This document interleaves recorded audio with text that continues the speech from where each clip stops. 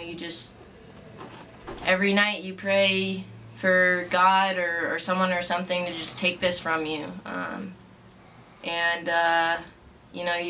You wish on shooting stars, you blow out your candles, and it's the same wish, like, just let me be normal. And it never comes true. Hi, my name's Bree. I am a lesbian from Sonoma County. It wasn't easy for me in the beginning at all. I didn't really know what it was, but I knew I was different. I got into a secret relationship with another girl going into 8th grade. When that ended, my sophomore year of high school, I was really, really miserable. I didn't want to be gay. I was really resentful of the fact I was gay.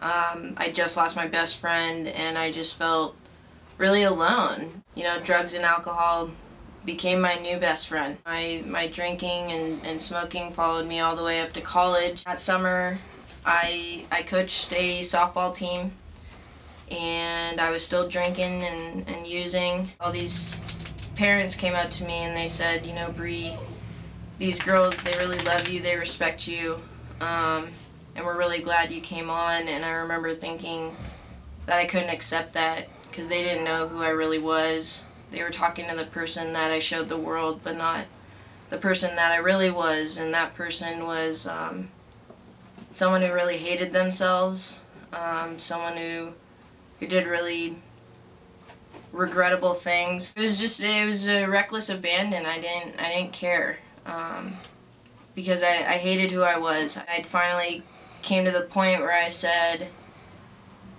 I can do 3 things. I can keep doing this to the very end, die a really miserable, horrible death, and drag this out as long as I can. I can kill myself now and get it over with, or I can try something different. I tried to get sober, and it felt great for like the first, maybe week or 2.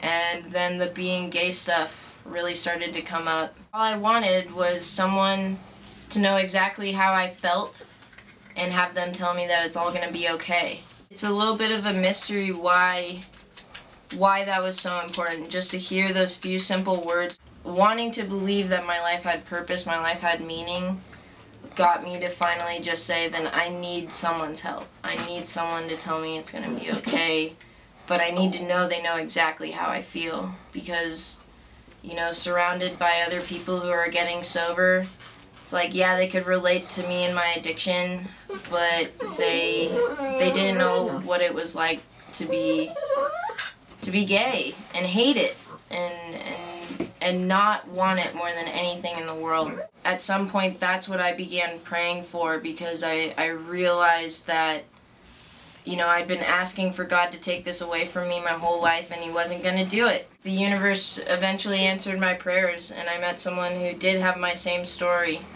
And at the end of the conversation, she told me, it's okay and you're going to be okay. Now I live because I can actually feel love, and I couldn't do that before. I didn't know what love was until I accepted who I was and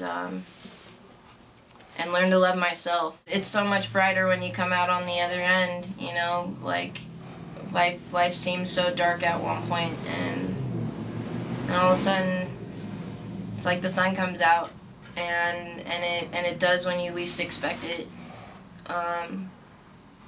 But you gotta be patient, and you really gotta hang on. When I came out, my family reacted better than I could ever expect. My friends loved me more than they had before. I was able to finally reach out and find a community here in Sonoma County of people who know exactly how I feel. And I love who I am. I really do. I wouldn't change anything at this point, because I know that my suffering made me who I am, and it's going to give me power to help other people. You'll find the reason your life's worth living. My life's worth living now, I realize, because I'm meant to help other people. I'm going to speak out. I'm not going to live in fear so you don't have to. Know that someone does know your story, and you will meet someone who knows exactly how you feel, and that's all you need is just one person. So be patient, take your time, there's no rush, and keep your eyes peeled for that person. Keep your eyes peeled for the person who gets it, and I promise they'll show up wherever you are. Till then, I'm fighting for you. So I promise to keep doing it. You just gotta promise me to hang on.